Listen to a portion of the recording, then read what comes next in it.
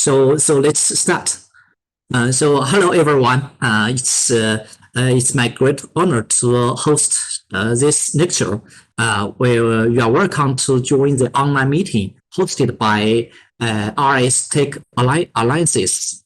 Rista Cutting Edge Forum is a series of online lectures which focus on the RS technology. But it will also cover some other 5G advanced and 6G key technologies. It is aimed at promoting the technical development and academia exchange in related fields. Today is the last talk of Rista Cutting Edge Forum Session 2. Professor Kaiki Wong from UK is today's guest. This is Melanie Liang from Tsinghua University, and I will chair this talk this evening. Professor Kaiki Wong, I think most of you should be familiar with him.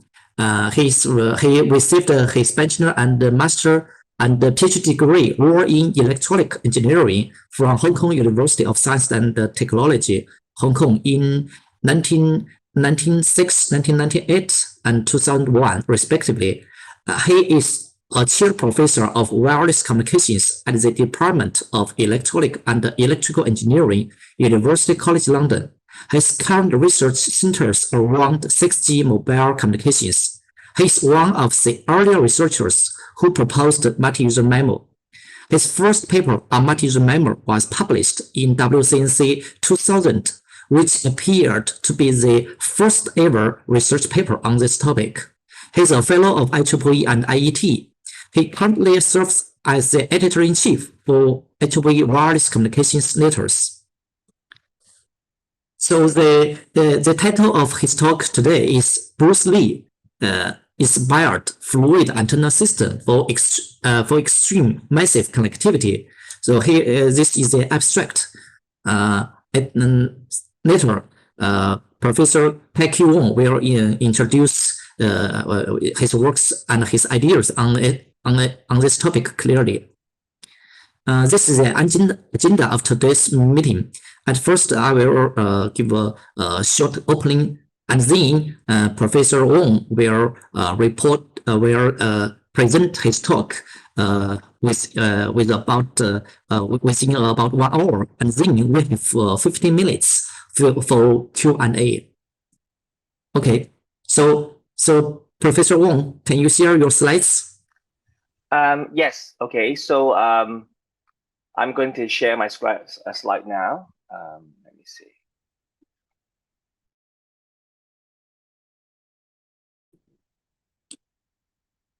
So you should all be seeing my slide now, right? Yeah, no problem. Good, perfect. So as long as you can see Bruce Lee, that means that everything is working. So am I right to understand that now I should be, starting my presentation, Professor Dai?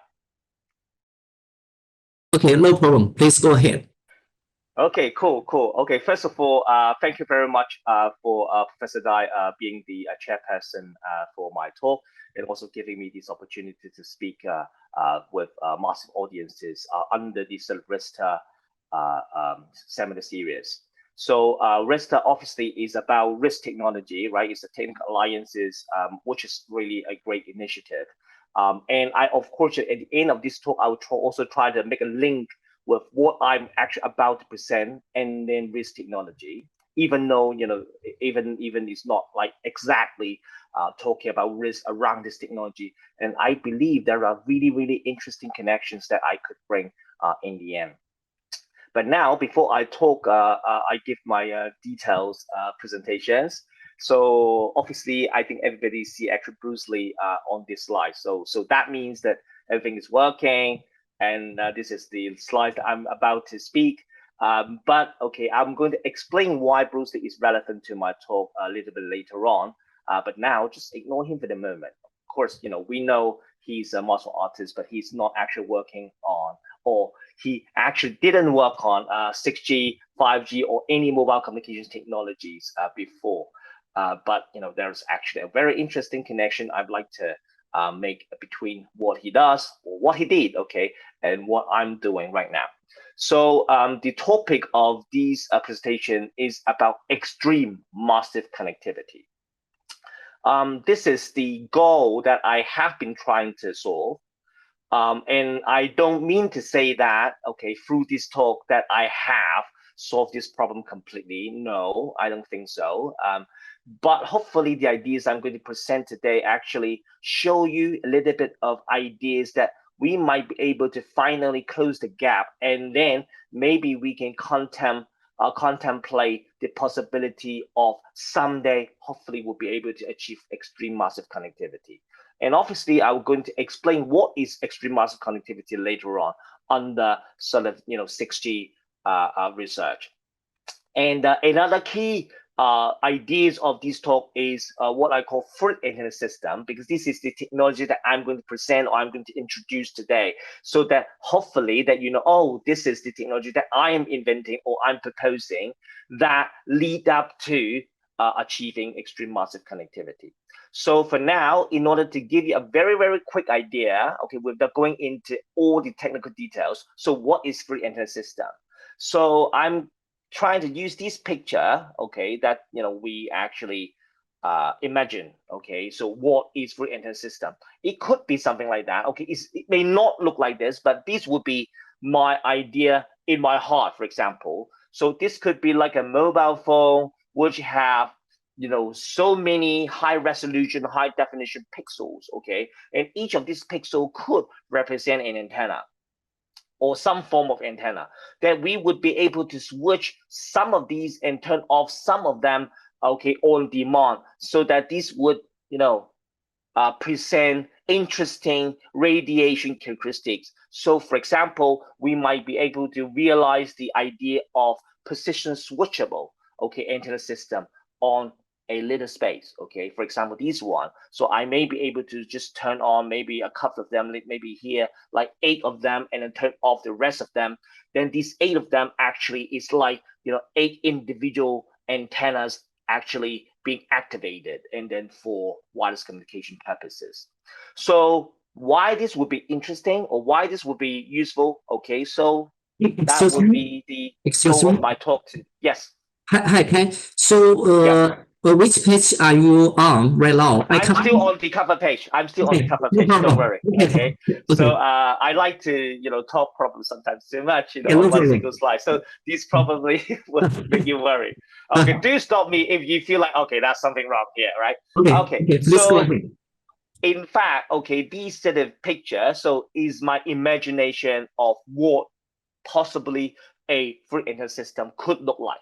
Okay. And how is that useful? I'll explain very, very soon.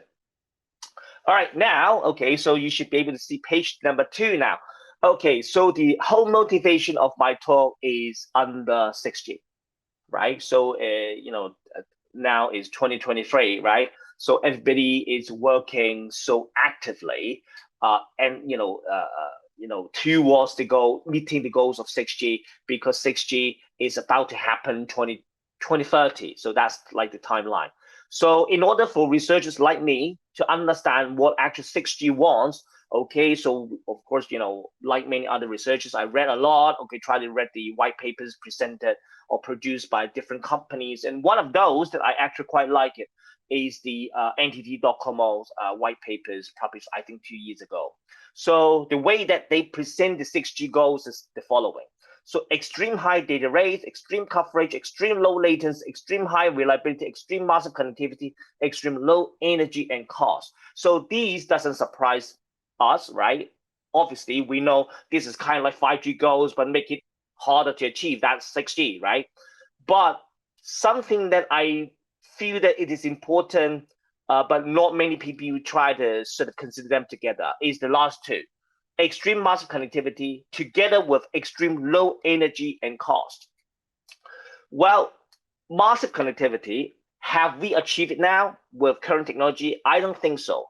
I think there are some interesting techniques like massive MIMO, multi-cell MIMO, NOMA, or recently, RSMA. These probably could be presented as massive connectivity solution, but these technology are not necessarily suitable for achieving extreme massive connectivity, which I'm going to explain later on. And in particular, if we try to talk about low energy and cost solutions, well, we are quite far away from achieving possibly this extreme massive connectivity. So therefore, I like to combine these two goals together, extreme massive connectivity and whatever solution that we're going to present to achieve massive connectivity would has to be hopefully with low complexity, right? Therefore, it will be low cost, no energy, etc. Now, recently I read a paper. It's a very, very interesting paper. Okay, just published in June 2023, a couple of months ago. I think the lead author was Professor Yao Xiaofu, okay, from Southeast University. So, among other authors as well. So these paper, again, is like another 6G papers talking about the visions, what they present as 6G. So I quite like this paper because they present it in a very concise way what 6G may need, okay? So, and they call it TK-nil extreme connectivity. What is T? T stands for terabit per second scale data rate. So, well, yeah, that is like the first point here, right? Extreme high data rate, 1 terabits per second. Now, a lot of people believe that terabit per second scale data rates is difficult, but people know how we are going to achieve this, okay? Well, we just move up the frequency band, right? Moving to millimeter wave and terahertz band at the later stage, as long as we actually have made sufficient advances in the terahertz devices, millimeter wave devices, then we have a huge bandwidth. We should be able to get these terabit per second scale data rates, okay? The challenge is about the devices, okay? Now, the second thing is more interesting to me, okay? Kilobit per second per hertz scale spectral efficiency, okay?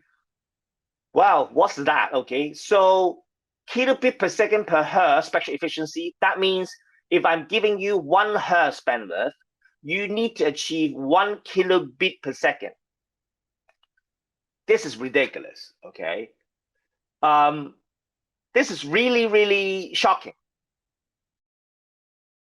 If we have one single user, okay, transmitting on a wireless channel with 1 hertz, and we need to achieve 1 kilobit per second, that works out to be 3000 dB signal to noise ratio. That means, okay, we need to have 3000 dB signal to noise ratio on a point-to-point link in order to achieve 1000 bit per second in 1 hertz of bandwidth. This is not achievable, okay? No one would dare to say, oh, that's possible, okay? That's possible because we can't eliminate noise, okay? There's also always going to be noise, and if you need 3000 dB, that means you need to have 3000 dB on top of the noise power. So that's ridiculous, okay? That's the, like a power plant, okay? It's impossible. But then, is it really impossible? So the way I see it is, it is actually indeed possible if we talk about extreme massive connectivity, if we talk about multi-user communications. Well, because if I'm giving you 1 hertz of bandwidth, and then let's say, okay, just hypothetically speaking, if you can support 1000 users, okay, on the same bandwidth 1 hertz, what does that mean? That means if we are able to achieve 1 bit per second per user per hertz, but then we can overlap 1000 users at the same time, same frequency, then you get 1000 kilobit per second per hertz spectral efficiency. That is actually the right way to interpret these sort of requirements. So that means extreme massive connectivity. Without extreme massive connectivity, there's no way that we would be touching or getting near kilobit per second per hertz spectral efficiency. Now, at the same time, microsecond scale latency, so it's about all these sort of URLLC communication. Microsecond latency, one thing I would like to add here is that latency, if, wireless communication system need to reduce latency, the only way to do it is to simplify the protocol, simplify your communication protocol. So make it simple, make it easy. So if you need to estimate a lot of CSI, like the channel state information, and if you need to do a lot of scheduling, if you need to do a lot of these sort of stuff like that, it add up the protocol complexity, and then you are not going to get near to microsecond scale latency. So to me, the second and third point, kilobit per second per hertz scale spectral efficiency plus microsecond scale latency, that together basically echo on these two highlighted goals that I mentioned earlier. Extreme massive connectivity together with extreme low energy and cost. So therefore, I think everything work together. To me, it explain or it justify or it emphasize the fact that extreme massive connectivity is the way to go if we are to investigate 6G technologies. So then what do we have now? Okay, current technologies that we have obviously multi-some MIMO, massive MIMO. So these ideas originated from MIMO, which sort of started off from 1998 or a little bit earlier. Okay, so the two pictures that I show on the right-hand side is the first person is Professor Paraj from Stanford University. So he actually invented MIMO. He was the first person because of his patent. Okay, filed in 1994, I think, if I have not mistaken. And in fact, very recently, just last month, I guess, he was awarded the IET Faraday Medal. Okay, is a really, really high honor from IET Association. He actually came to the UK to receive that huge award because of his patent, because of his invention of MIMO. And obviously, of course, we cannot ignore the massive contribution by the person next to it, the Jerry Fuscini, distinguished member of technical staff from AT&T Bell Labs. It was him, his research on BRAS, on MIMO, which actually popularized the whole idea, which changed the landscape of wireless communication technology still today. But unfortunately, he died about a month ago. So rest in peace, Jerry. So MIMO, multi-some MIMO, now the idea has evolved into massive MIMO in the 5th generation, okay? So the problem or the limitation of massive MIMO is the following. So CSI at the base station required, okay? So we do need, in order to make massive MIMO or multi-some MIMO works, we need to make sure the base station have access to accurate channel state information so that we can, if we can perform pre-coding, okay, based on the CSI, and then we can actually partition the signal in the space so that in the downlink, for example, the user will see no or very little interference. And that's what we want to do, okay? But the problem here is, first of all, we need CSI at the base station. Second, even we have CSI, we still need to do very, very complex optimization about the pre-coding, which are actually not easy, okay? And obviously, the numbers and the base station antenna is fixed in the standard. For example, right now it's 64, and of course you can reduce it. Okay, different company actually like to reduce it from 64 to 32, which I'm going to mention a little bit later. So, but if we on one day, one company, let's say China Mobile or maybe even Huawei, and say, okay, I want to upgrade to 512 antenna or SETI, is it actually possible? Yeah, hardware you can do it, but the protocol needs to be updated. And in order for this to be updated, you need another cycle of standardization activity. So it's not something like that you can change overnight. You can actually make it happen in a short time. There's also this 10-year cycle about the next generation in order to incorporate larger number of antennas to the base stations. So that's a problem. Now, but the main limitation about massive MIMO is, to me, is the fact that right now, currently, the base station, even with 64 base station antennas, okay, and with 64 RF chains, the standards only allow, okay, the base stations to serve maximum 12 users, okay, on the same time and frequency resource unit.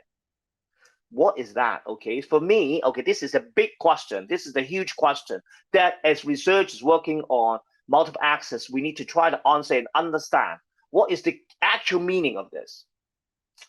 Well, theoretically, okay, like researchers working in academia like me, if you ask me, okay, you give me 64 antennas, you give me 64 RF chains, what I will tell you is we can serve maximum 64 users. And in fact, like I can serve more. If I can use advanced decoding, I can do other things like dirty paper coding, whatever. Okay, so let's forget it. Okay, just talk about linear precoding. Okay, so I have 64 antennas. I have 64 RF chains. I have enough degree of freedom to serve maximum 64 users. Why 5G? Only 12 users. Why not 64, right? So it looks like the limitation now we have for 5G is not about the hardware anymore, okay? Otherwise, the base station in 5G should be able to serve more than 12 users, would be up to 64 users, but this is not happening. And for me, the reason is the following. If you need more than 12 users, we go back to the first 2 points.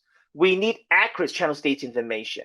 That means we need larger number of users, channel state information to be accurately estimated and accurately presented to the base station. Point number one.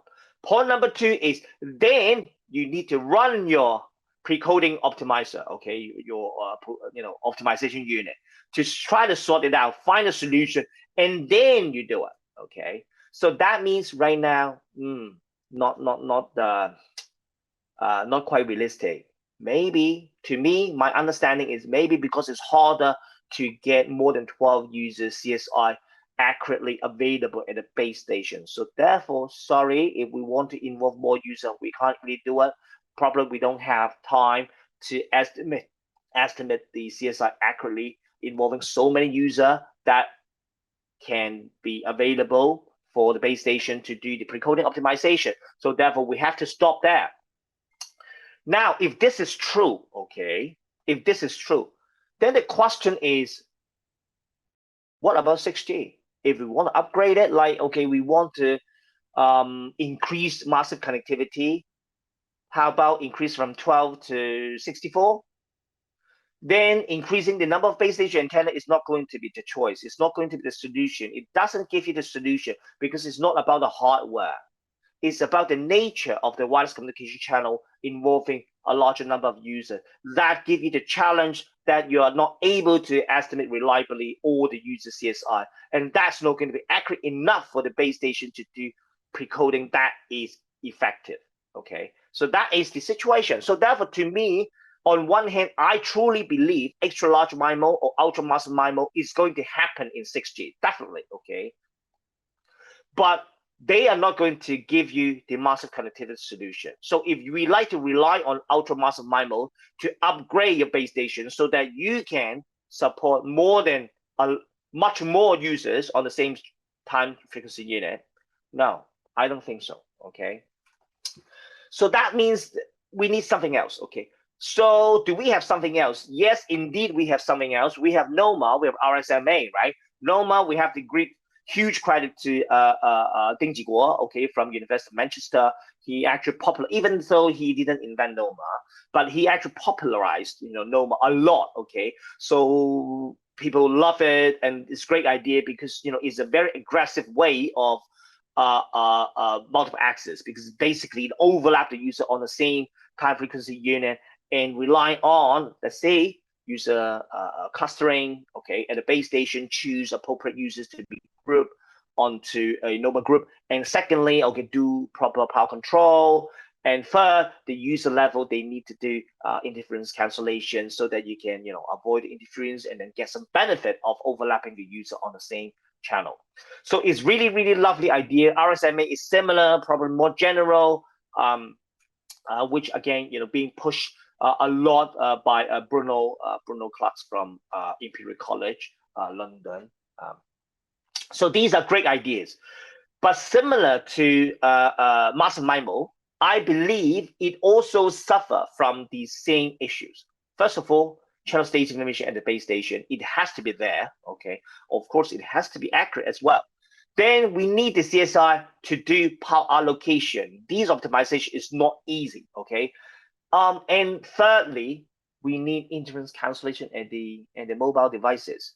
So is it okay to use interference cancellation? I would say, okay, it's actually okay to use multi-user detection or interference cancellation or the mobile devices, but it depends on how many users that you talk about. Okay, so if we talk about 2 users, I think it's perfect. So that's why if you ask me, okay, I may sometimes criticize normal RSMA a little bit because I fear that the complexity is not going to be scalable. Okay, so but at the same time, I believe these could be a perfect solution for 2 user, 3 user situation. If you want to overlap 2 user, 3 user on the same time frequency unit, you can, and then you can use interference cancellation and the mobile devices, and then you can get the benefit. So therefore, I love it. So therefore, if you ask me whether NOMA would appear in 6G, I'm actually quite optimistic. I think, yeah, possibly, right? Very likely, okay? But if we rely on this technology and to say, can we use NOMA or RSMA for 4 user? I would say, I'm not so sure. 5 user, I don't think so. 6 user, no way. 7 user, okay, no, stop talking about it. It's not really a massive connectivity solution like that, okay? Interference cancellation is going to get you headache about error propagation. You're not going to have a clean interference cancellation. You're going to collapse, okay? Your detector is going to collapse, so it's not going to work. Not to mention the huge complexity that you need to impose at the mobile devices. So overall, the most powerful multi-user solution, Master MIMO, NOMA, RSMA, right now we know it, I don't think they present a valid massive connectivity solution that we hope, to deliver in 6G or, in the future. So we need more, we need something different, we just need something different. So what is something different? So the something different that I'm going to present today rely on an idea, an inspiration that I actually get from Bruce Lee. Now Bruce Lee appeared on my slides, and it's the time for me to introduce to you who is Bruce Lee. So I'm assuming that maybe, with a lot of people attending my talk today, some of that, or a majority of the audience is probably very, very young. I'm old, so you're definitely 20 years or maybe even 30 years younger than me, in the audiences. So some may not know who actually Bruce Lee is, so therefore let me use maybe 30 seconds or 1 minute maximum just to tell you who Bruce Lee is. Bruce Lee was a movie star, Hollywood movie star. He made a lot of movies, not just Hollywood, but also in Hong Kong back in late 60s or early 70s, And he also made a lot of TV dramas, But at the same time, he has another identity. He is a martial artist. He actually has obsession in martial arts, He practiced Wing Chun, He practiced judo. He know karate as well, He learn a lot of different martial arts, and he actually create his own martial arts systems.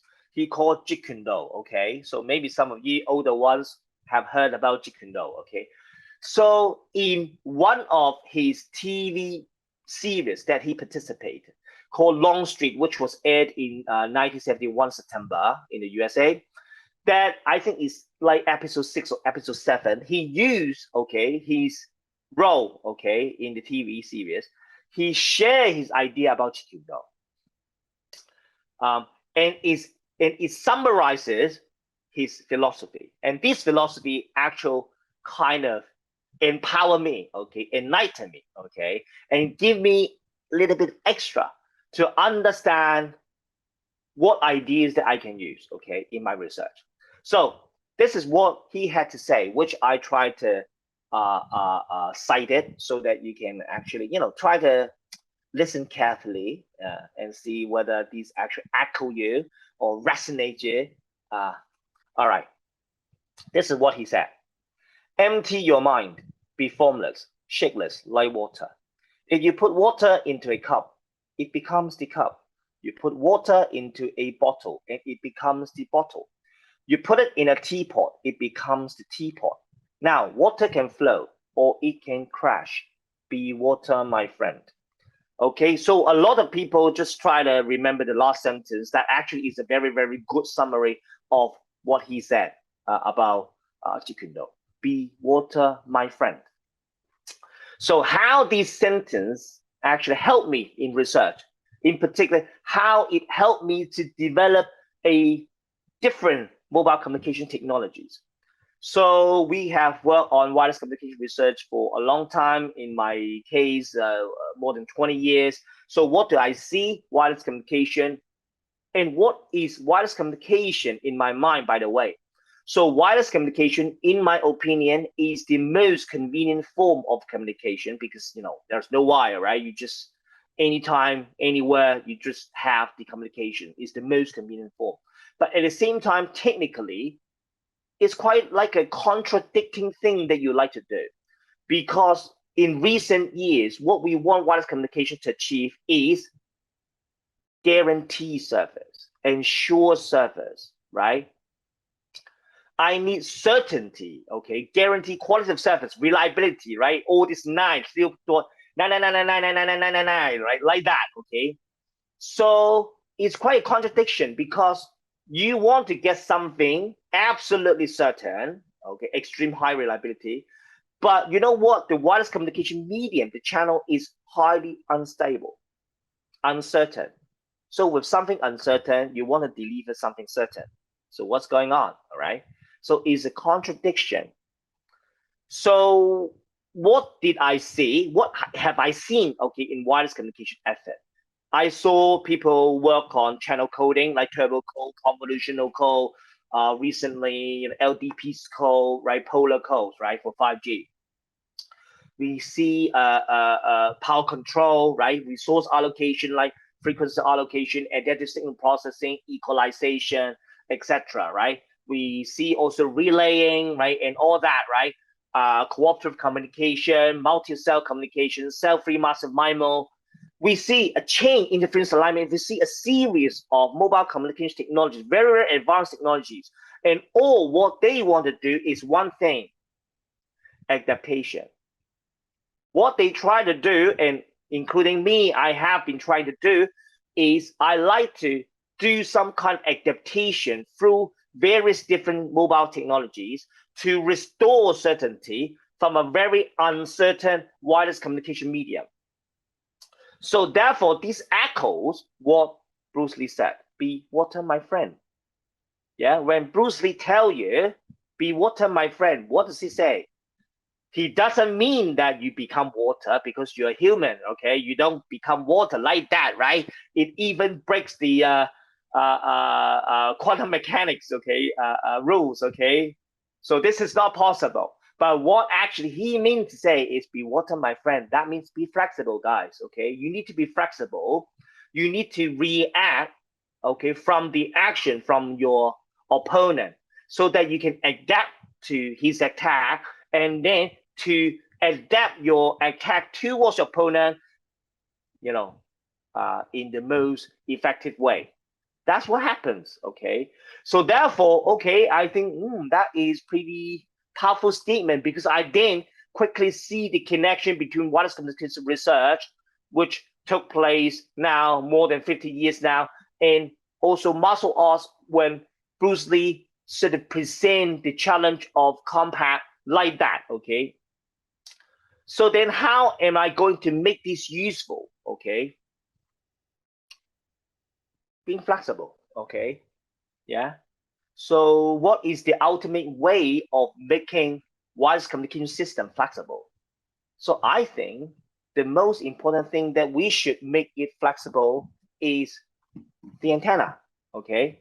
Because this is the terminal which once you get the signal, that's it. You try to do the best from your signal. But what if even the signal can change because we actually at the front end, okay, we make it flexible too.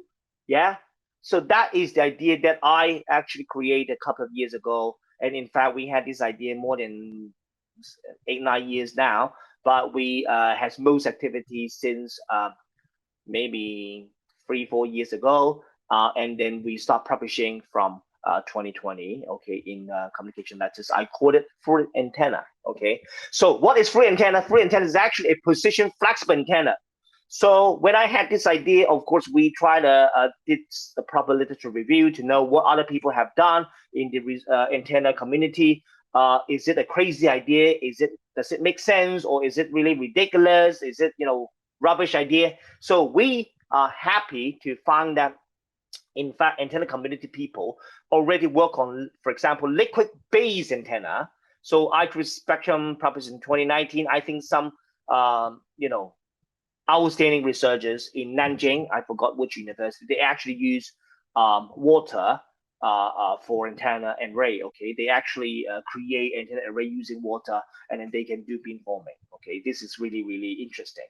And also US Navy, the US Navy, okay, back in probably 2009, they already have like their warship. Okay, they actually suck seawater from the ocean and then jack it out and then control the dimension, the size of the water to control the operating frequency. Then they can actually achieve long range communication in that. And locally in UCL, we also kind of use a liquid metal to create a position flexible antenna. So then we can actually shift the location of the antenna from one place to another place to try to benefit the spatial diversity in that way. So, and this one is like a two antenna system, basically not just one free antenna, but two free antenna system. Okay, so these are also kind of like a lovely setup. Okay, but to me, my belief is that I think all these, let's say, liquid based antenna system, these are kind of like movable antennas. Okay, liquid based antenna is movable. Okay, so you actually shift it. And by the way, okay, you see this, okay, it's one dimensional, but there are setup actually we actually make. I didn't provide a picture. Actually, we can actually shift it into a two-dimensional space. Okay, this is not a limitation, and then we can actually use a drop it and then on substrate, and then we can use electric field to control it and to actually move it in two-dimensional space as well. So, but okay, overall, the lessons I learned, okay, from the past few years is that these ideas are good. Okay, you can make flexible position antenna. I call it free antenna.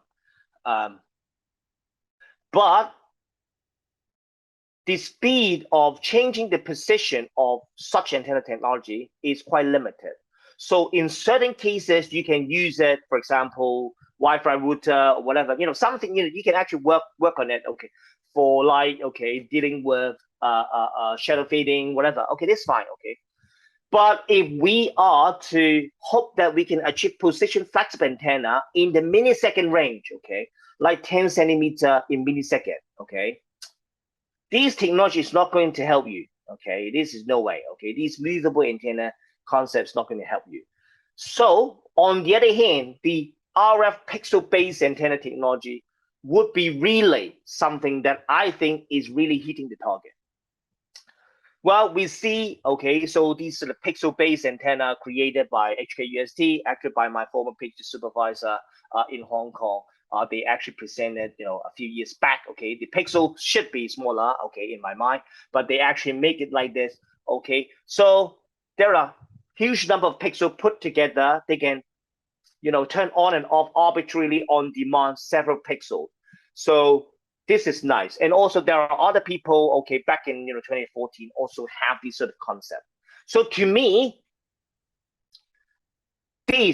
all these ideas are position flexible free antenna system because it makes possible position flexibility for your antennas. Okay, you can turn on or off depending on different technology. The speed is going to be different, but RF pixel, it would be super fast in nanosecond without delay. Okay, now, okay, I have to say that, okay, I'm not a hardware person. If you know me enough, you know that I'm a wireless communication theorist.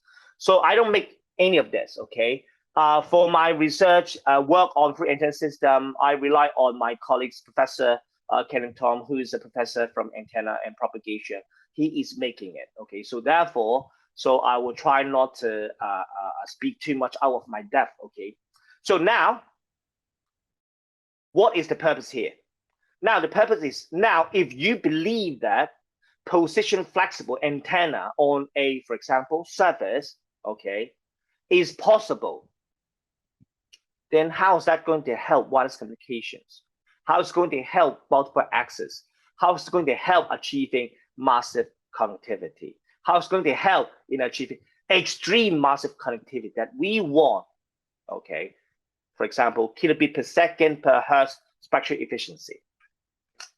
Now, I know I spent 40 minutes about the introduction, all right, but I promise, okay, it's not going to take problem. long. So your introduction is very attractive to let us understand your motivation and ideas.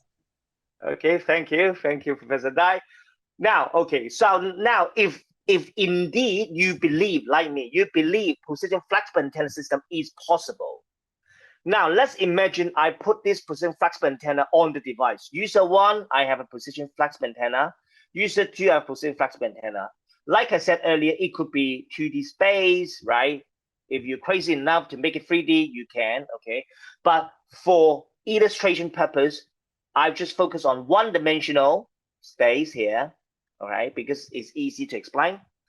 Now, I have 2 users. Each user also have this sort of position flexible Fourier antenna system. Then I have 2 base station antenna. Base station antenna 1 transmitting signal to user 1. Base station antenna 2 transmit the signal to user 2. And both signals takes place on the same time, same frequency, okay? So wireless communication ABC tells us that, okay, they mutually interfere, right? The red signal is going to interfere user 1. The blue signal is going to interfere user 2. So what do we have here? Okay, so if we zoom in, okay, these linear dimension, and now we are able to browse through the dimension, okay, using this position flexibility empowered by Fourier antenna system. So we should see 2 signal profile. One is the blue one, right? The blue signal may look like this. Yeah. The red signal looks like this. Yeah. Okay. So they look similar but different, kind of like independent, right? Because both signals came from 2 independent sources, okay? And we assume that these 2 base station antenna are far enough, so they see different scatterers in the environment, so therefore they reach the user through different interaction with the environment, so therefore they look independent, okay? So this is a good news because, well, and also another point that you need to see is you can see it's like the signal, it's like a continuous signal profile. Why? Because it's correlated, okay? The signal, when you really shift the location of the antenna in like a continuous fashion, this is what you get. You see the signal change continuously like that. But normally there's a bad news. The bad news is that we don't know at which location the signal is going to be good, which point the signal is going to be bad, because this is the delay that we suffer often, okay? Once you have rich scattering in the environment. But now the good news is that the blue signal suffer from delay somewhere, and the red signal also suffer from delay somewhere. But the interesting fact here is that they both suffer from delay, but they will suffer at different locations, and in fact at independent location, because like I said earlier, I'm trying to stretch it again, they interact with the environment independently, okay? So what the position flexibility empowered by Fourier antenna system can offer here is that I can now switch the antenna right at the place where the red signal suffer from a delay, which means that the red signal, the interference that we have here, disappears naturally. It's just gone. You just don't see it, okay? So if you switch your antenna right at this place, user 1 see no interference and only the blue signal, and you're okay. Now, how about user 2? User 2, actually, you can do exactly the same thing, but this time you shift the antenna to the place where the blue signal, which corresponds to interference caused by user 1, suffer from a delay. Then we see the red signal only, blue signal interference disappears. So user 1 and user 2 can do the thing independently without caring what user 1, user 2 do, okay, from the base station side, okay? Remember, there's no power control here. There's no pre-coding here. There's no user grouping here. So there's no need for channel stage information at the base station here. Plus, at the user terminal, user 1 and user 2, both user, we don't need to do interference cancellation because the user is just so weak that it disappears due to suffering from a defect, okay? And that is caused naturally by multi-path channel. As long as you have rich scattering in the environment, that happens. So this is good news because all of a sudden, once we have this position flexibility offered by the antenna, the protocol simplifies. No pre-coding, no CSI at the base station, no interference cancellation, no power control, no user grouping, nothing, okay? Everything's done from the user terminal side. Simply try to search and look for and switch to the place where the interference disappear, okay? And in fact, this idea to user, and then we can extend it to more than to user, any number of user is fine. But of course, we expect that the performance is going to degrade, okay?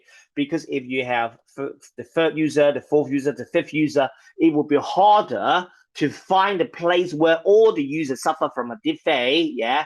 And then the interference is weak. So therefore, we expect the performance going to sort of getting worse and worse if there are more and more users in the system, okay, overlapping in the system. But at least it looks like the idea could be easily extended because instead of searching for the defect location from an interference, you just try to maximize the signal to interference noise ratio at all the location. You find the location where the signal to interference noise ratio is maximum. That's all, okay? So let's test the system, okay? I call this method slow free antenna multiple access, slow farmer, okay? So if you want to learn more about this technique, you can search slow farmer and then you can actually find some information from some of the papers that we published, and you can figure out what's going on there. So this is a result that we can try increasing the number of users. Remember why I'm concerning this? Because the only interest I have is massive connectivity. So therefore, I'm not going to be content if I only serve 2 users, 3 users, 4 users. I need to keep pushing the total number of users on the system, sharing the same channel, as many as possible, and see what happens, okay? So this is the total network rate, okay? When I'm actually doing, let's say QPSK for all the user, let's say this is 2 users, let's say I have 2 users sending QPSK. I do this position flexibility using free antenna at the 2 user and maximize the signal to interference noise ratio, turn it on, and then try to work out the bit error rates from the bit error rates, assuming binary symmetric channel, and then we work out the total network rate. This is how we actually do it, okay? So we can see that the total number of users increase. Generally speaking, the total network rates increase. That means, okay, we can actually deal with more users, okay? But at some point, it actually flattened. That means the more user that you give, okay, you overload the system, is not going to improve your network rate. And in fact, each user is going to suffer, okay? They're going to degrade their individual user's performance, but overall doesn't change, okay? It's kind of like that, but so therefore, it would be useful to look at that point, like the point where this saturation take place. This would be the place where we may say, well, this is the number of users this system can actually accommodate. For example, why there's a 4 lines? Because I'm changing the size of the antenna, and then also changing the resolution of the free antenna. So this is the resolution, like, you know, how many positions that you can switch, 50 or 100 or 150 or 300, or the size, you know, is like one-dimensional free antenna system, either 10 centimeter or 30 centimeter, which is pretty large, but 10 centimeter is pretty, okay, reasonable, and to see what happens. So we can see that, in fact, this idea is low free antenna multiple access system can comfortably accommodate like 5 users, okay? But if you can increase the size, or, you know, of the antenna, you can probably stretch it to serve 6 or 7 users. But more than that, no, it's not going to be good, because you can serve more users, but it doesn't gain, right? The network rate doesn't gain, and each user actually suffer more. So therefore, remember, when I start this presentation, I say I want extreme massive connectivity. I want 1 kilobit per second per hertz. Now, let me remind myself, I have not yet achieved this, okay? So don't expect in the end I'm actually presenting results that, oh, okay, Kit actually presented a technique that can achieve 1,000 kilobit per second per hertz. No, I haven't achieved this, okay? But at least this is the goal, the target that I'm aiming at, okay? So therefore, if I get these like 10 bit per second per hertz, this is, I need more, okay? Definitely, I need much more, I have to say. I need much more. So how do I achieve this? So therefore, I am, trying to develop some sort of upgrade about this sort of free antenna multiple access system. Then I developed another idea, which I now call it compact ultra massive antenna, okay? Compact ultra massive antenna. And this is still, okay, a free antenna system. So it's not different, okay? But in the free antenna system, multiple access using free antenna system, I have a high definition, high resolution, position flexible antenna. Then I probably just switch to only one, right? Switch to only one point where the signal to interface and noise ratio maximum. Then you do it. This is what you do, okay, for slow pharma. But it turns out that, I can't really deal with a large number of users. So therefore, I need to adjust my technique. So this is the improvement, the upgrade that I'm giving, okay, to slow pharma. So therefore, I call this KUMA, because I call it compact ultramassive antenna, so KUMA. And this is actually a variation of slow pharma, okay? And by this variation, I can actually support a larger number of users, okay? I support a larger number of users.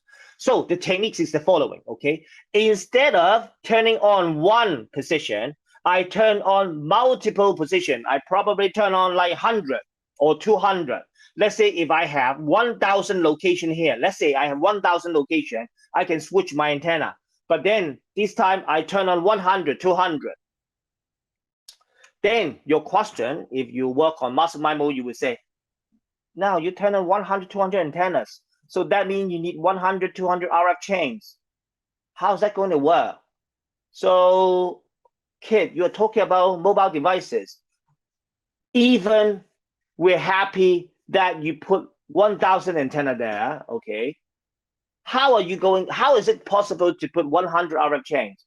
No way, nobody will accept this, not even at the base station. In the base station, people will still be not certain, because right now, only maximum 64 antenna at the base station. Definitely not mobile station. So how that possible? Now, listen, okay? My imagination is that I actually have several hundred antennas here, or maybe 1,000 antennas, depending on the size of the antenna. And then I turn on 100, 200 of such antenna at different position. So still position flexibility, okay, position switchable. But then after I turn it on, I only need 2 RF chain. Remember, 2, not 100, not 200, not 10, not 5. 2 RF chains, okay? 1 RF chains focusing on the real part of the channel. And another group, okay, another RF chain dealing with focusing on the imaginary part of the decider signal, okay? So I try to just say the minimum, not too much, but okay, the key point is that I turn on 100 or 200 antennas, but then after I turn that on, I actually superimpose the signal before the RF chain, okay? And I only need 2 separate RF chain. 1 RF chain, okay, I'm focusing on selecting those antennas where the decider user signal, the real part, is actually constructive add together. I can do that by switching to those antenna where the real part of the channel either all positive or all negative. Then once they superimpose, they guarantee to give me a stronger real channel, okay, of the desired signal.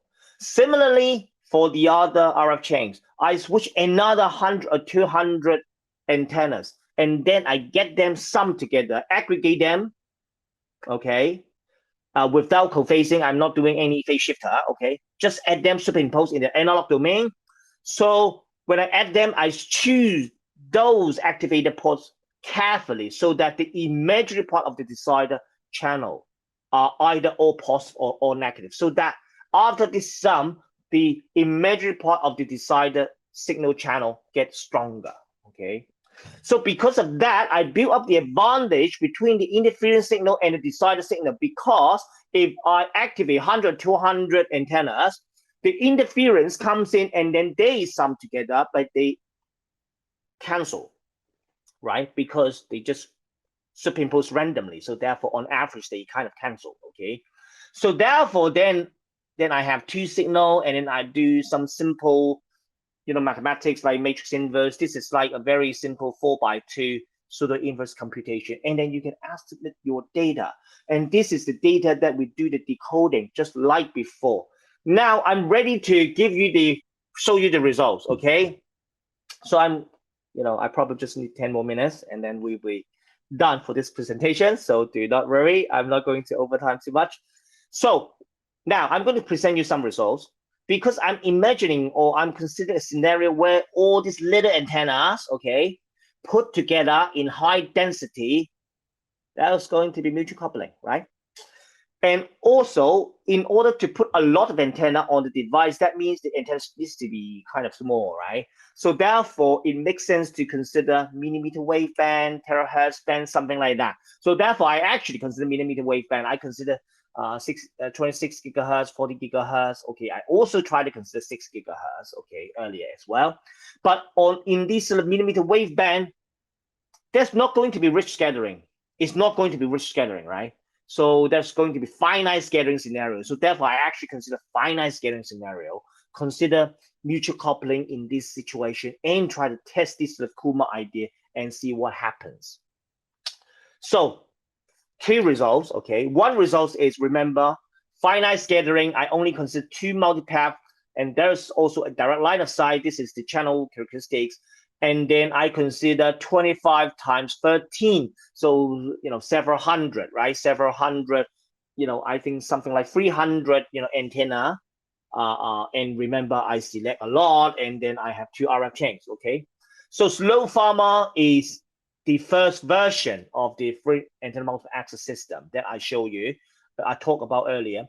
This is OMA, or formless multiple access. So because it's QPSK, OMA, when you increase the number of users, it doesn't change the data rate, so it doesn't change your spectral efficiency. Still 2 bits per second per hertz, okay? So, and then I try to do this sort of slow farmer, and it's kind of get me about 6 or 5, yeah? Okay, bit per second per hertz, given this sort of size. Oh, remember, the size of the phone that I consider is 15 centimeter by 8 centimeter. Is kind of like the size of my phone here, okay? So, but if we use this sort of Kuma, you see the performance jump, okay? It goes up. Now it's hitting like, I can serve probably like 20 users, but of course it's getting flat. That means 10 users is kind of okay, or maybe even 12 users. I can achieve more than 10 bits per second per hertz. So this is like the spectral efficiency. This is pretty nice, okay? There are a couple of curves here. It's several variations that I introduced, but there's no need to go into too much details, but just let's say I can have parameters to kind of adjust the performance of these and then to see different results. So how about 40 gigahertz? 40 gigahertz is even better because we have smaller antenna, we have bigger electrical size of the antenna, okay? We have more diversity, we can put more antennas as well. So the channel characteristic is still rising factor 7, have 2 multipath scatter path, and then we have this time close to 1,000 antenna element, but still we only have 2 RF chains, okay? So slow farmer about getting like 6 still, okay, 6 bit per second per hertz, okay? This is the spectral efficiency. but we get now 14, 15, okay, spectral efficiency, like 15 bit per second per hertz. But of course, we want to achieve 1,000, right? We only get 15, okay? So there's still a long way to go, okay? There's still a long way to go. Then what's next then, okay? Do I actually honestly see Kuma being the solution?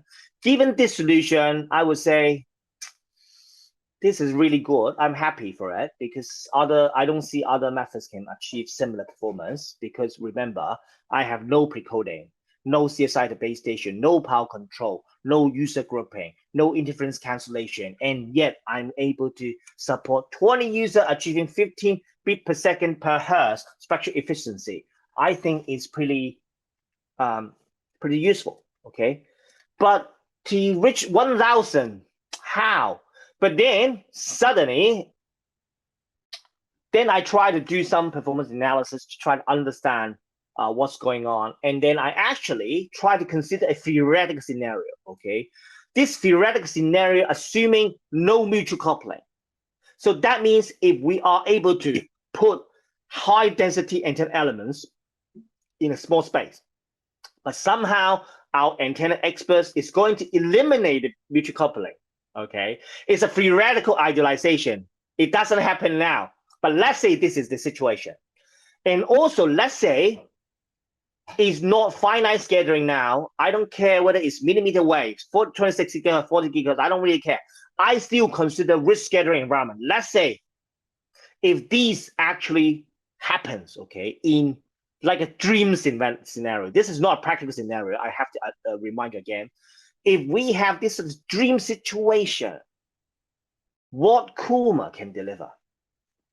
Okay, so I try to consider several situations. Like this is not very compact situation. So the antenna is still like half lambda, half wavelengths apart. But then, okay, the second case is like if I try to put it very close together, like 0.1 lambda to each other, the antenna, 0.1 lambda, 1/10 of lambda, 1/10 of wavelength. And then in the third case, extreme, compact. So like 0.05 lambda near to each other, so huge. So remember this case, let's say 40 gigahertz millimeter wave, and this is like more than 8,000 antenna element, right? More than 8,000 antenna element on this 15 centimeter by 8 centimeter. But you may say, wow, this is too many antenna. But look, you need to understand one thing. Antenna is cheap. RF chains is expensive, okay? Yeah. So, yeah, 8,000 antenna, even antenna is cheap, is still probably not as cheap before. But, don't fall into the trap that antenna is expensive. Antenna is never expensive. It's the RF chains which cost the money, okay? Yeah. Well, then let's see what happens if in the dream situation where we have no mutual couplings somehow, and the channel is rich scattering, then you see we can support 50 users.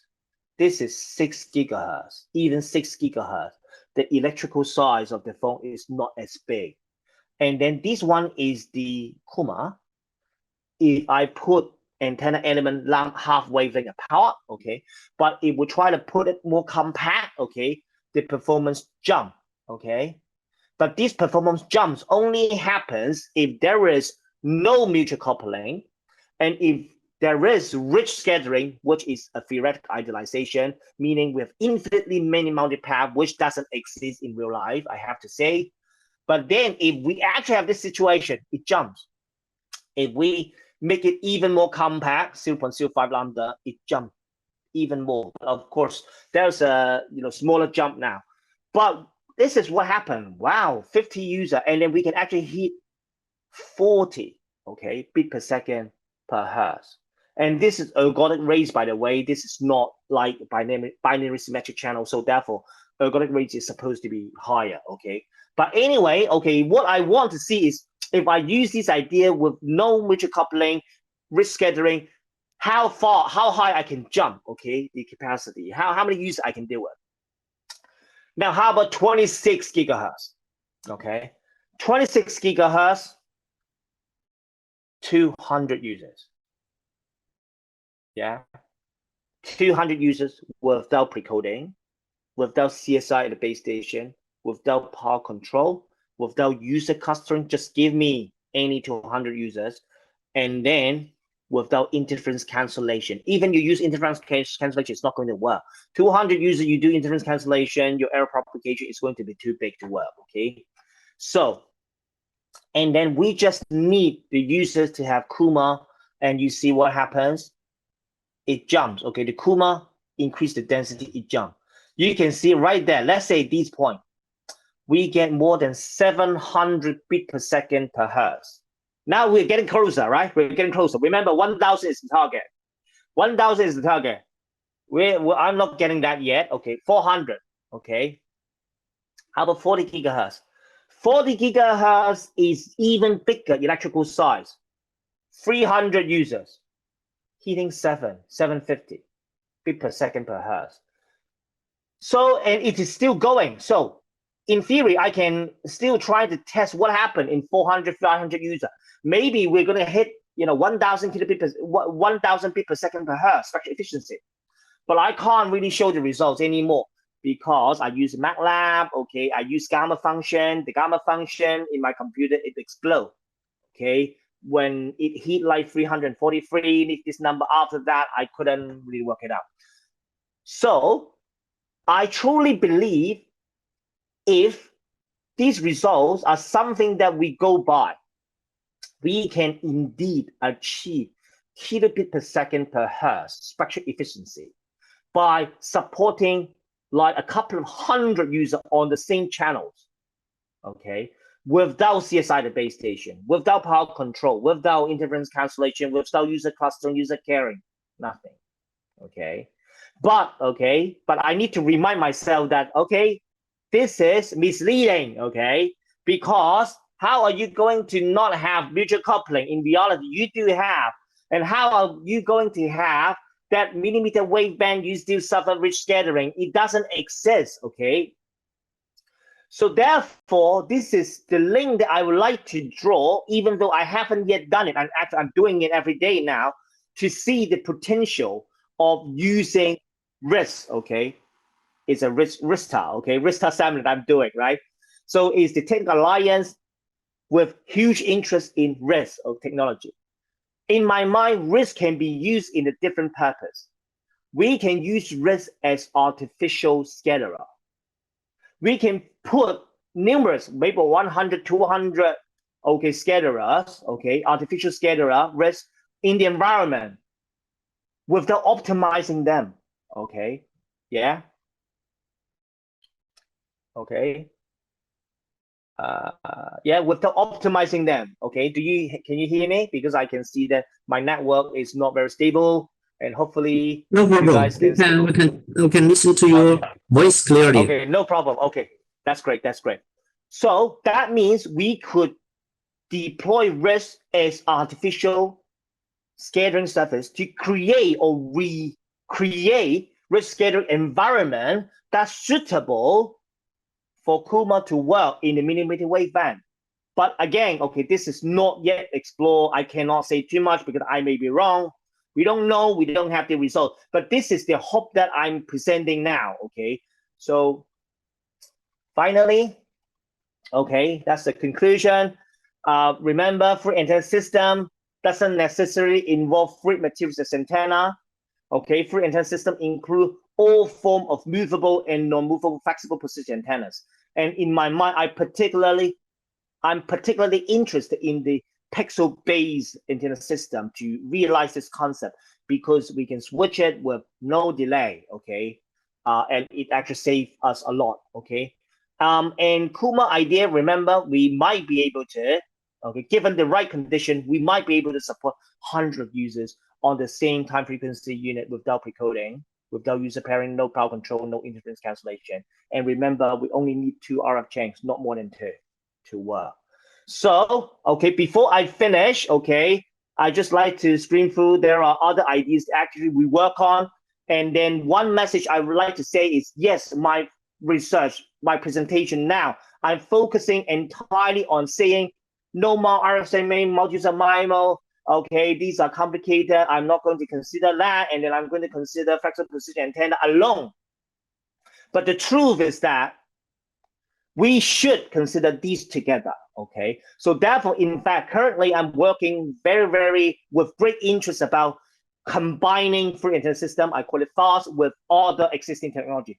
For example, okay, we combine FAST with MIMO, okay, then we can see the diversity order jumps, okay, and then we also consider deploying flexible precision antenna like FAST onto MIMO at the base station to achieve ISAC, okay, so integrated sensing and communication system.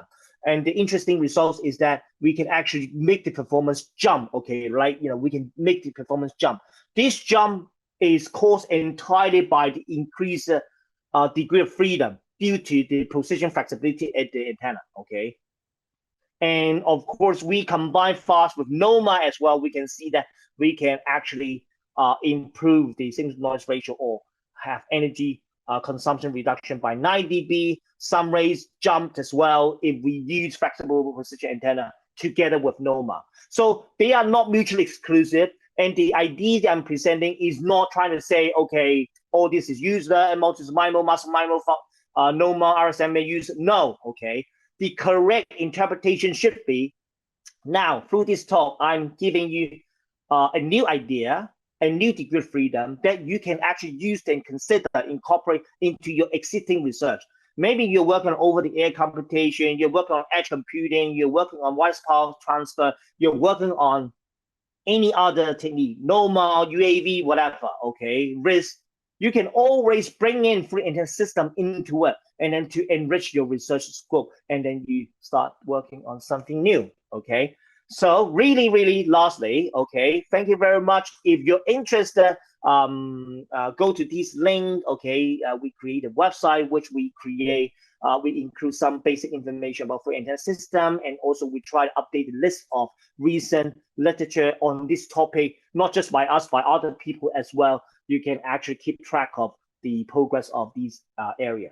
And there's public account, I think, on free antenna system as well on FAST. Okay, you can join. Please feel free to join. There's not much information over there, but over time we're going to make it more and more useful. But you know, make sure. And really, this is my last slide. Is that okay? We are about to organize the first workshop on the free antenna system for 6G in the ICC 2024, which will take place in Denver in USA in June next year. So this is the first such workshop. So the submission deadline is 20 January.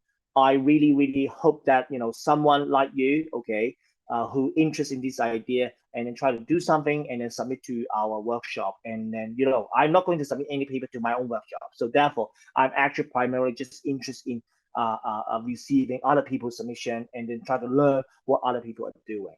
So I think I should shut up now. Otherwise, no time for Q&A. Okay, over to you, Professor Dai.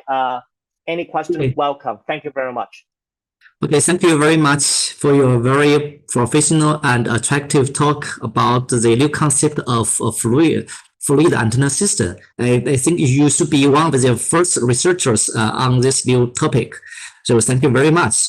Now it's for the time for Q&A. If you have any question, you can raise your hand. You can press the button, raise your hand on your left side, and then open your voice for the questions. You can also type your question on the chat room. I think, you know, the chairman is so right now the chat box there are many questions. Okay, let's go for them. Okay, so it seems that many people are very interested in your talk. So the first question is thank you very much for your very impressive presentation. This audience this audience has one question about Puma. How can we know which antenna has positive channel and which antenna has negative channel? Yep. Okay. This is a very important question. because this is about the CSI, okay, the channel state information that the user would need to process, okay. And for example, for the crazy idea that I'm, imagining, I actually have like several hundred antenna elements on that little space, okay, this little surface. Then that means I need to actually have the image of the CSI, okay, a complex image, the entire image, okay. So how do we do it? Obviously, that means that we need to estimate the CSI at the receiver side, okay. And there are research apps already doing that. And then, for example, including ourselves, we actually done it, and then we are submitting a paper to communication letters on that. And there are other people working on similar topics as well. And in fact, because of the strong spatial correlation of the channels, even let's say we have 100 antenna elements, it doesn't mean that we need to estimate 100 channel coefficients in this surface. It turns out that we only need to know the number of multipath, which is sort of very few, okay? Maybe millimeter wave, we're talking about maybe 4 multipath, 3 multipath, okay? Then we just need to estimate those sort of sparse channel parameters. Then we can use channel reconstruction method to reconstruct the entire complex CSI image, okay, of that. Of course, once you have that, then we can decide on which element would have positive channel, which one have negative channel. Are they, really have the same positive or same negative, and then you can select. So this is the step. But then the next point that I like to add here is, so what about risk scattering? Because we actually want risk scattering, even though sometimes we don't have risk scattering, but we want to recreate this. So even we have risk scattering, in fact, given the finite space of your device, you don't actually have infinite number of independent channels there. And the number of independent channels in this space, little space, depending on the numerical rank of the spatial correlation matrix, given the size.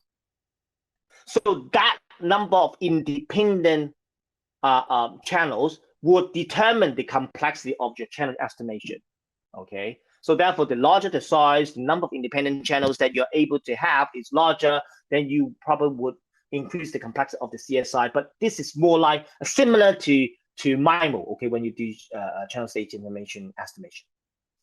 Okay, so thank you very much for your clear explanation. Let's move to the second question. Hello, Professor Wong. Thank you for your wonderful and insightful lecture.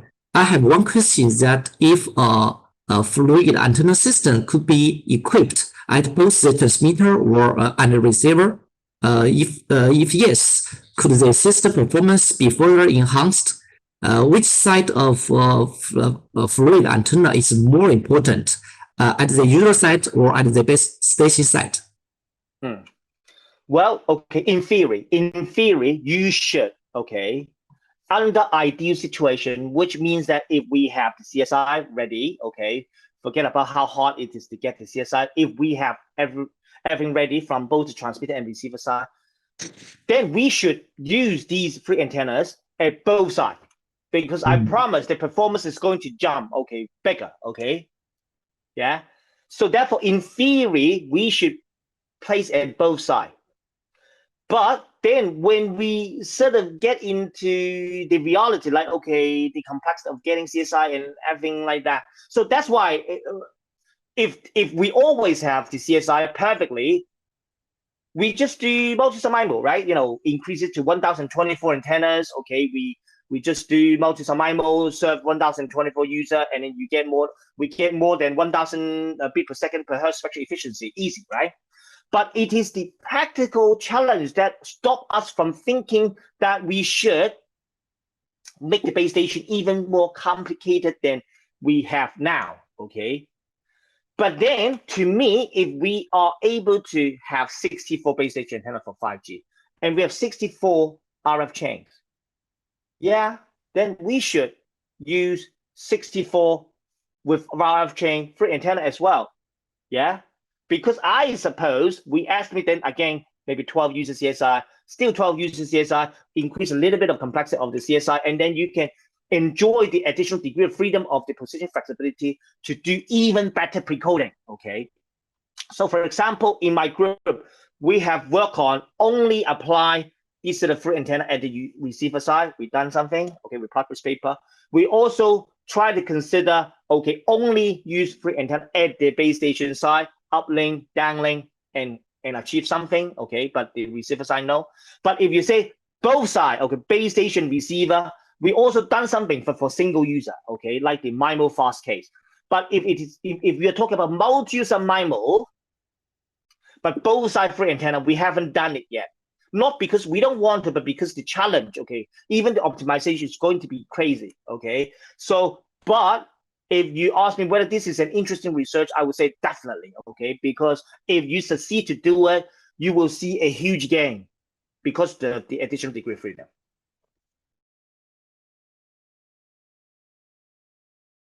Yeah, I hope I answered your question. For your explanation. There are many questions in the chat box. So this Mr. Yang has 3 questions. Thank you for your sharing. He has 3 questions. The first one is how to drive the antenna to move precisely and quickly. I think you have already explained this question. Yeah, but I'm happy to sort of elaborate a little bit. Yeah. Okay, everything about free antenna, whether they are useful or not, it really depends on one thing. What do you want the free antennas to do for you? Okay. If we are talking about this position flexibility to influence the performance in the long-term scale, like, okay, statistical CSI or whatever, probably you don't need the position of the antenna to change that quickly. Maybe you can make it change several seconds, once in several seconds, once in 10 seconds, whatever. Then your options of changing the antenna a lot. You can even use the picture that I show. These are fluid metal, just use air pump to shift it. Or some people using motor. Yeah, you can do it, no problem. This is probably a good idea, right? But if you want to say, I want to do multiple access, when you need to do multiple access, we're talking about instantaneous channel state information. We're not talking about statistical channel state information. Because statistical channel state information is not going to give you the resolution to separate the user. Okay, you don't use statistics to separate the user. You can't. Okay, so but if we talk about instantaneous CSI, we need to then understand how fast the instantaneous CSI change. The instantaneous CSI change in milliseconds, maybe 2 milliseconds, right? Once in 2 milliseconds, it changed, right? After 2 milliseconds, it changed. After 2 milliseconds, it changed. Something like that, right? So I'm talking about, let's say, the mobile phone. The base station, it will be even bigger. It will be even harder, to be honest, okay? So the size of the phone is smaller, but we're talking about like 10 centimeter space that we need to, this sort of range that we need the position of the antenna to change. But we need to change the effect in 10 milliseconds. In 1 millisecond, 10 centimeter. What does it mean? It means that it requires the acceleration of 200,000 meters per second square. That's not to mention that you need to make it so fast and then you make it stop as well, That is 100 times more dangerous than a gun. A bullet may exit from a gun at an acceleration of 200 meters per second square. That means we can't use, for example, this removable type of mechanism to switch the position of the antenna if we are to achieve multiple access in this change that need to effect in the millisecond scale. But luckily, the idea using free antenna system is not limited to movable type of antenna system. It can include switchable pixel antenna.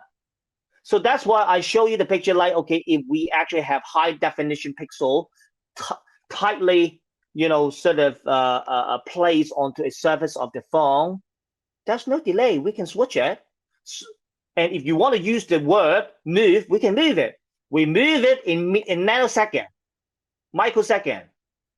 Because I already spoke to people who work on those technologies. They say, okay, microsecond, easy. Nanosecond, no problem. So therefore, moving the antenna quickly, precisely, is okay. If you get your pixel small enough, it's precise. Quickly, definitely, because it's DSP. Now, going on to the second question, because I can see a question. If the user move, okay, like the phone rotates, okay, then the fading changes. So how do we, okay, look, if we're talking about a human moving the phone, in fact, that is a very, very slow, okay, in the time scale of wireless communications. When you move the phone, you're talking about 1 second. 1 second, there is 1,000 milliseconds. We talk about changing it, let's say 2 milliseconds. So therefore, by the time that you move your phone, we already move it 500 times. Okay. Yeah, we already moved 500 times. So therefore, it's okay. So now your third question, in 2D files, why can two users use one? Does this correspond to the practical? Okay. First of all, to be honest, I don't know what is practical, what's not practical. It's still early stage. But for the picture that I show you, okay, I am considering using one free antenna surface, okay, yeah, one free antenna surface. And this antenna surface, sometimes I switch on one location, use one RF chain. That means one. You may say, oh, one free antenna. And sometimes, for example, the Kuma case, I need two RF chain. Then you may feel like, okay, you kind of equivalent to have two antenna elements, but you actually have several hundred elements of two RF chains. Okay, it's very difficult to really categorize it. Okay, using conventional understanding of antenna, how many antennas. But in fact, in other ideas that we explore, which I haven't covered, we actually consider more than one RF chain. We can actually like this one. Okay, let me show you this one. This one. Let's say the 2D fast key. This is a single user, remember? Okay, by the way, I can actually turn on more than 2, 3, 4, 5, depending on what I want. Okay, I may be turning on 12. Okay, assuming I have 12 RF chains, and then to see what happens. So in fact, we can do it theoretically, but whether it's practical is a different question. It's completely different question. So, but for example, this result is not about being practical. It's about if I can do this, how the performance, let's say the diversity multiplexing trade-off, change or improve compared to the conventional MIMO. Let's say if I have conventional MIMO, the size is 3 lambda, 3 lambda, I can maximum put 49 antennas on one side, on both sides, 49, 49, and then I can deliver diversity order 2401. And there's no need to increase the number of antennas because that's the maximum that you can get. But if you're using free antenna, you should have 73 RF chains because you can actually reach high number of diversity order. Yeah, but these, okay, is a theoretical setting. So does it make sense? No, practically no, right? But this is the only way we can understand what the additional flexibility or degree of freedom can bring to us. And then the next step will be thinking what setting would make it practical and we can still enjoy the benefit. So examples include the slow farmer, which I only consider one RF chain, or Kuma only have 2 RF chains, and then we managed to show you that the multiple axes can actually deliver it in a very different way. Okay, so I have one question. So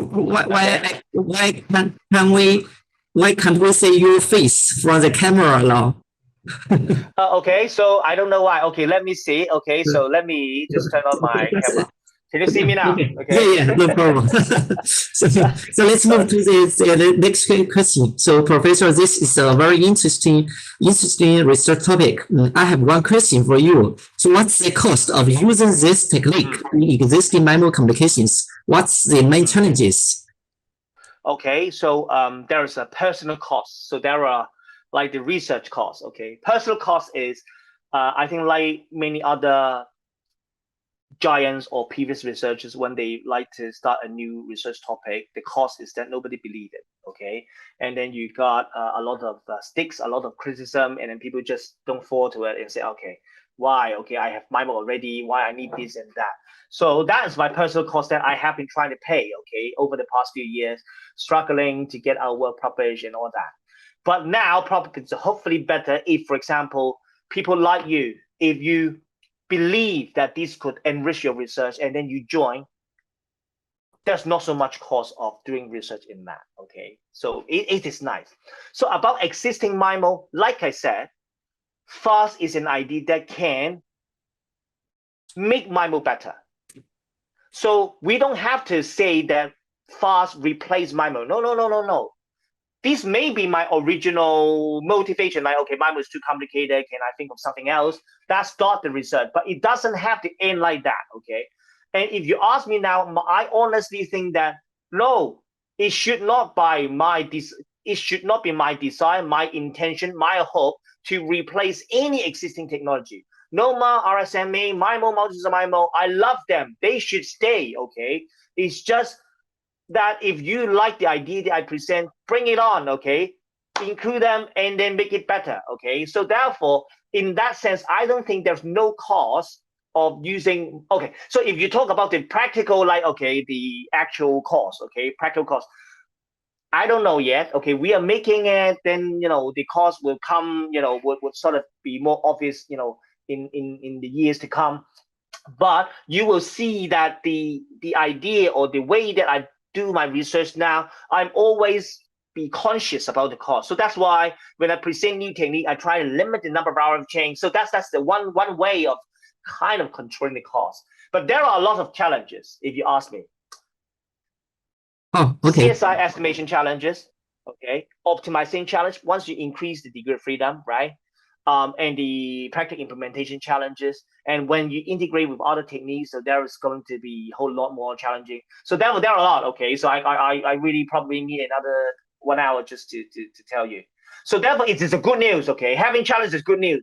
That means, yes, I've done quite a lot in the past few years. I published quite a lot past few years, but there's still ocean of ideas that you can explore. You can do more, right? Okay, so there are still many questions in the chat box. So, but due to the time limit, so I'm wondering if you would like to answer this remaining question. Yeah, I can answer the question offline, but probably once I close these app, the question is gone. So I would rely on you to pass me this question by email or by WeChat, so I can answer. But I would just like to answer one last question I can see, because one guy is asking me, what about mutual coupling impact? So my very quick answer is, in fact, in the antenna community, 0.1 lambda, let's say not 0.05 lambda, 0.1 lambda, the mutual coupling can be suppressed very, very nicely. Minus 30 dB isolation, minus 15 dB return loss is practically achievable. So even though it's not yet zero mutual coupling, I think getting there is easier than other challenge, like, okay, if you use other technique like multi-user MIMO to deal with 100 users, there's no way. All right. But thank you again. Thank you very much for attending my talk. Okay, so can I ask one more question? I'm very interested in the answer of the last question. He asked you if it is possible to reconfigure fluid antenna in surface, because fluid antenna can provide additional spectral. Now I understand. Yeah. So I think the question, because this question, I try to understand the question correctly. Maybe you're thinking about, okay, so you are using fluid materials, okay, as antenna. So how is that going to work if you move it on the surface? Because first of all, if it's a tube, it's easier. In a surface, it's harder, right? How do you make the tube work? And also, if you move it, and then there's going to be gravity, there's going to be orientation, that affect everything. Yeah, there are all these challenges, but let's say even you're using fluid material, we can actually use droppers, like I said, put it on a substrate, and then you can use electric field to move in 2D space. So this is possible, okay? But still, it is not easy to achieve.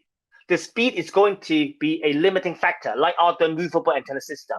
So therefore, later on, I believe that reconfigurable pixel antenna, it would be the right implementation or an interesting realization of reconfigurable free antenna, because you can put a lot of high definition pixel on the surface and then you can just switch.